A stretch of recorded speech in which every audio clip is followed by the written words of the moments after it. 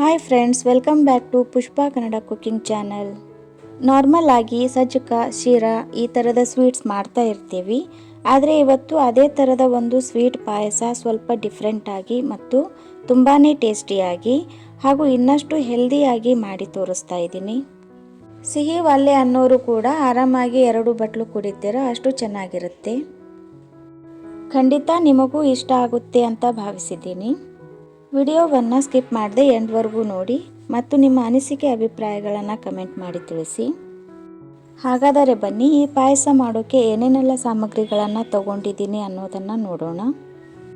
ಬಾಂಬೆ ರವೆ 1 ಚಿಕ್ಕ ಬಟ್ಲು, ಕಡಲೆಬೇಳೆ 1 ಚಿಕ್ಕ ಬಟ್ಲು, ತುಪ್ಪ 3 ರಿಂದ 4 ಟೀ ಸ್ಪೂನ್ ಆಗುವಷ್ಟು, 4 ಏಲಕ್ಕಿ, ಸ್ವಲ್ಪ ಒಣ ದ್ರಾಕ್ಷಿ, ಸ್ವಲ್ಪ ಗೋಡಂಬಿ ಸಣ್ಣದಾಗಿ ಕಟ್ ಮಾಡಿ ತಗೊಂಡಿದ್ದೀನಿ, ಬೆಲ್ಲ ಸುಮಾರು 200 ಗ್ರಾಮ್ನಷ್ಟು ಇದೆ, ಅರ್ಧ ಹೋಳು ಕೊಬ್ಬರಿ ಈ ರೀತಿ ತುರಿದು ತಗೊಂಡಿದ್ದೀನಿ, ಜೊತೆಗೆ ಸ್ವಲ್ಪ ಉಪ್ಪು ತಗೊಂಡಿದ್ದೀನಿ.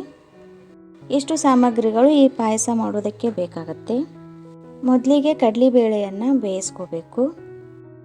ಕಡಲೆಬೇಳೆ ಸುಮಾರು 5 ರಿಂದ 6 ಟೀ ಸ್ಪೂನ್ನಷ್ಟು ಈ ಚಿಕ್ಕ ಬಟ್ಟಲಿನಲ್ಲಿ ಇದೆ. ಬೇಳೆ ಪ್ರಮಾಣ ಕಡಿಮೆ ಅನ್ನಿಸ್ಬಹುದು, ಆದರೆ ಇಷ್ಟು ಸಾಕಾಗುತ್ತೆ. ಕಡಲೆಬೇಳೆ ಹಾಕೋದ್ರಿಂದ ಪಾಯಸ ಟೇಸ್ಟಿ ಆಗುತ್ತೆ.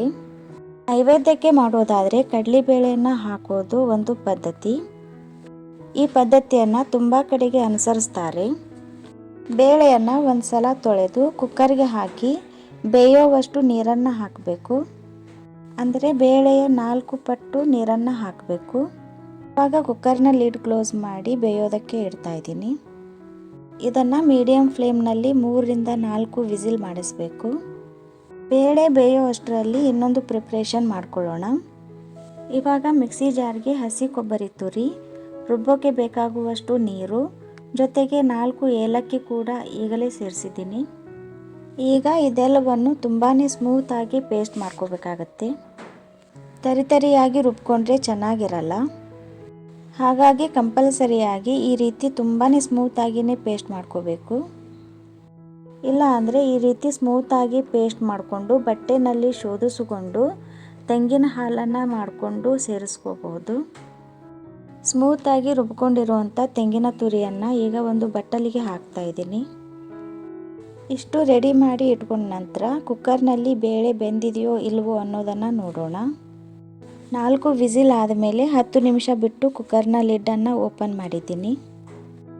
ಬೇಳೆ ಕೂಡ ಚೆನ್ನಾಗಿ ಬೆಂದಿದೆ. ನೋಡಿ ಎಷ್ಟು ಚೆನ್ನಾಗಿ ಸ್ಮ್ಯಾಶ್ ಆಗ್ತಾ ಇದೆ. ಈ ಹದಕ್ಕೆ ಬೇಯಿಸ್ಕೋಬೇಕು. ಇದನ್ನು ಹಾಗೆ ಸೇರಿಸೋದಕ್ಕಿಂತ ಚೆನ್ನಾಗಿ ಸ್ಮ್ಯಾಶ್ ಮಾಡ್ಕೋಬೇಕು. ಸ್ಮ್ಯಾಶ್ ಮಾಡದೆ ಹಾಗೇ ಹಾಕ್ಬೋದು, ಆದರೆ ನಾವು ಯಾವ ರೀತಿ ಪ್ರಿಪೇರ್ ಮಾಡ್ತೀವಿ ಅನ್ನೋದ್ರ ಮೇಲೆ ಟೇಸ್ಟ್ ಕೂಡ ಡಿಫ್ರೆಂಟ್ ಆಗುತ್ತೆ. ಇದಾದ ನಂತರ ನಾನು ತಗೊಂಡಿರುವಂಥ ಸಾಮಗ್ರಿಗಳ ಪ್ರಮಾಣಕ್ಕೆ ಅನುಗುಣವಾಗಿ ಸುಮಾರು 3/4 ಲೀಟರ್ನಷ್ಟು ನೀರು ಕುದಿ ಬರೋ ಹಾಗೆ ಬಿಸಿ ಮಾಡ್ಕೋತಾ ಇದ್ದೀನಿ. ನೀರು ಬಿಸಿ ಆಗ್ತಾ ಇದೆ, ಆದರೆ ಇಷ್ಟೇ ಸಾಕಾಗಲ್ಲ. ನೀರನ್ನು ಕುದಿ ಬರೋ ಹಾಗೆ ಬಿಸಿ ಮಾಡ್ಕೋಬೇಕಾಗತ್ತೆ. ನೋಡಬಹುದು, ಈಗ ನೀರು ಕುದಿ ಬರೋಕ್ಕೆ ಶುರು ಆಗಿದೆ. ಇವಾಗ ಇದನ್ನು ಕೆಳಗೆ ಇಳಿಸಿ ಮುಚ್ಚಳ ಮುಚ್ಚಿ ಇಡ್ತಾ ಇದ್ದೀನಿ. ಇಷ್ಟು ಪ್ರಿಪ್ರೇಷನ್ ಆದ ನಂತರ ಮುಂದಿನ ಸ್ಟೆಪ್ ನೋಡೋಣ ಬನ್ನಿ. ಒಲೆ ಮೇಲೆ ಒಂದು ಪಾತ್ರೆಯನ್ನು ಇಟ್ಟು 2 ಟೀ ಸ್ಪೂನ್ನಷ್ಟು ತುಪ್ಪ ಹಾಕ್ತಾ ಇದ್ದೀನಿ. ಗ್ಯಾಸ್ ಫ್ಲೇಮ್ ಲೋ ಇಟ್ಟುಕೊಂಡು ತುಪ್ಪ ಹಾಕಿ ಮತ್ತು ಲೋ ಫ್ಲೇಮ್ನಲ್ಲಿನೇ ನಿಮಗೆ ಬೇಕಾಗಿರುವಂಥ ಡ್ರೈ ಫ್ರೂಟ್ಸ್ಗಳನ್ನು ಫ್ರೈ ಮಾಡ್ಕೋಬೇಕು. ನಾನಿಲ್ಲಿ ಸಣ್ಣದಾಗಿ ಕಟ್ ಮಾಡಿರುವಂಥ ಸ್ವಲ್ಪ ಗೋಡಂಬಿಯನ್ನು ಹಾಕ್ತಾ ಇದ್ದೀನಿ. ಗೋಡಂಬಿಯನ್ನು ಕಟ್ ಮಾಡದೆ ಹಾಗೇ ಹಾಕ್ಬೋದು, ಆದರೆ ಪಾಯಸ ಕುಡಿಯುವಾಗ ಗೋಡಂಬಿ ಪ್ರತಿ ಬೈಟ್ನಲ್ಲೂ ಸಿಗುತ್ತೆ. ಕ್ರಿಸ್ಪಿಯಾಗಿ ತಿನ್ನೋಕೆ ತುಂಬಾ ಚೆನ್ನಾಗಿರುತ್ತೆ. ಗೋಡಂಬಿ ಲೈಟಾಗಿ ಕಲರ್ ಚೇಂಜ್ ಆದಮೇಲೆ ಸ್ವಲ್ಪ ಒಣ ದ್ರಾಕ್ಷಿಯನ್ನು ಹಾಕಿ ಫ್ರೈ ಮಾಡ್ತಾ ಇದ್ದೀನಿ. ಗೋಡಂಬಿ ದ್ರಾಕ್ಷಿ ತುಪ್ಪದಲ್ಲಿ ಚೆನ್ನಾಗಿ ಫ್ರೈ ಆಗಿದೆ. ಇವಾಗ ಇದನ್ನು ಒಂದು ಬಟ್ಟಲಿಗೆ ಟ್ರಾನ್ಸ್ಫರ್ ಮಾಡಿದ್ದೀನಿ. ಇವಾಗ ಉಳಿದಿರುವಂಥ ತುಪ್ಪದಲ್ಲಿ ನಾವು ತಗೊಂಡಿರುವಂಥ ಬಾಂಬೆ ರವೆ ಸೇರಿಸಿದ್ದೀನಿ. ಇವಾಗ ಇದನ್ನು ತುಪ್ಪದಲ್ಲಿ 2 ರಿಂದ 3 ನಿಮಿಷ ಚೆನ್ನಾಗಿ ಫ್ರೈ ಮಾಡಬೇಕು. ಕೆಂಪಿಗೆ ಆಗೋವರೆಗೂ ಫ್ರೈ ಮಾಡಬೇಕು ಅಂತೇನಿಲ್ಲ, ಸ್ವಲ್ಪ ಹುರಿದ ಫ್ಲೇವರ್ ಬರೋವರೆಗೂ ಮಾಡಿದರೆ ಸಾಕು. ರವೆ ಫ್ರೈ ಆದ ನಂತರ ಸುಮಾರು 300 ರಿಂದ 400 ಮಿಲಿ ಲೀಟರ್ನಷ್ಟು ಬಿಸಿ ನೀರು ಸೇರಿಸ್ತಾ ಇದ್ದೀನಿ. ನೀರನ್ನು ನೋಡಿಕೊಂಡು ಹೆಚ್ಚು ಕಡಿಮೆ ಸೇರಿಸ್ಕೊಳ್ಳಿ. ಈ ಥರ ತೆಳುವಾಗಿ ಇರಬೇಕು. ಸಣ್ಣ ರವೆ ಆಗಿರೋದ್ರಿಂದ ಬೇಗನೆ ಕುದಿಯುತ್ತೆ. ಹಾಗಾಗಿ 2 ನಿಮಿಷ ಚೆನ್ನಾಗಿ ಕುದಿಸಿದ್ರೆ ಸಾಕು. ರವೆ ಟೀ ಸ್ಪೂನ್ ಲೆಕ್ಕದಲ್ಲಿ ಹೇಳೋದಾದರೆ 4ರಿಂದ 5 ಟೀ ಸ್ಪೂನ್ನಷ್ಟು ಆಗುತ್ತೆ. 2 ನಿಮಿಷ ರವೆ ಕುದಿಸಿದ ನಂತರ ಬೇಯಿಸಿ ಸ್ಮ್ಯಾಶ್ ಮಾಡಿದ ಕಡಲೆಬೇಳೆ ಸೇರಿಸ್ತಾ ಇದ್ದೀನಿ.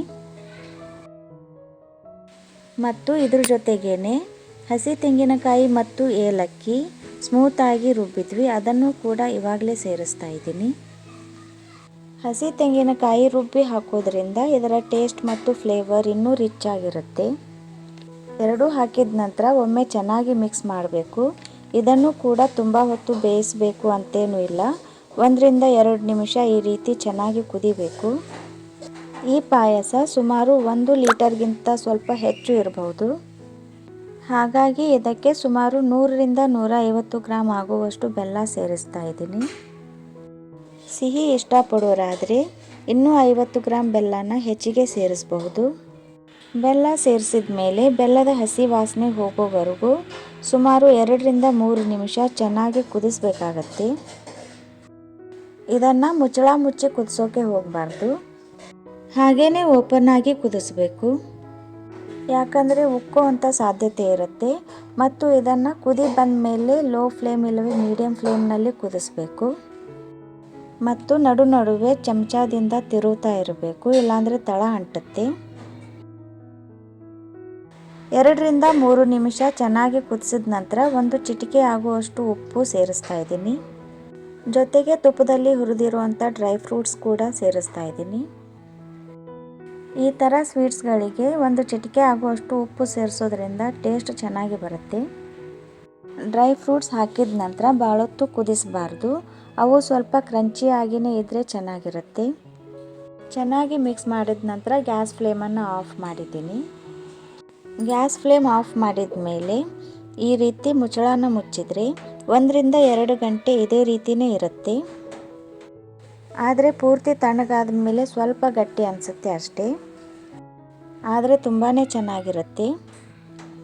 ನಾನಿವಾಗ ಗ್ಯಾಸ್ ಫ್ಲೇಮನ್ನು ಆಫ್ ಮಾಡಿದ 20 ನಿಮಿಷ ಆದ ನಂತರ ಸರ್ವ್ ಮಾಡ್ತಾಯಿದ್ದೀನಿ. ಹಬ್ಬ ಹರಿದಿನಗಳಲ್ಲಿ ಈ ಥರ ಪಾಯಸ ಮಾಡಿದರೆ ದೇವರ ಪ್ರಸಾದಕ್ಕೂ ಆಗುತ್ತೆ. ಮನೆಯಲ್ಲಿ ಎಲ್ಲರೂ ವಾರಕ್ಕೊಮ್ಮೆ ಬೆಲ್ಲದಿಂದ ಮಾಡಿರೋ ಈ ಥರ ಸಿಹಿ ಸೇವಿಸ್ತಾ ಇದ್ದರೆ ದೇಹಕ್ಕೂ ಹಿತವಾಗಿರುತ್ತೆ. ಖಂಡಿತ ಈ ವಿಧಾನದಲ್ಲಿ ಮಾಡಿ ತುಂಬಾ ಚೆನ್ನಾಗಿರುತ್ತೆ. ಹಾಗೆಯೇ ಈ ಪಾಯಸ ನಿಮಗೇನಾದರೂ ಇಷ್ಟ ಆಗಿದ್ದರೆ ಒಂದು ಲೈಕ್ ಮಾಡಿ, ನಿಮ್ಮ ಫ್ರೆಂಡ್ಸ್ ಮತ್ತು ರಿಲೇಟಿವ್ಸ್ಗಳಿಗೆ ಶೇರ್ ಮಾಡಿ, ನಿಮ್ಮ ಅನಿಸಿಕೆ ಅಭಿಪ್ರಾಯಗಳನ್ನು ಕಮೆಂಟ್ ಮಾಡಿ ತಿಳಿಸಿ ಮತ್ತು ಚಾನಲನ್ನು ತಪ್ಪದೇ ಸಬ್ಸ್ಕ್ರೈಬ್ ಮಾಡಿ. Keep watching and thank you.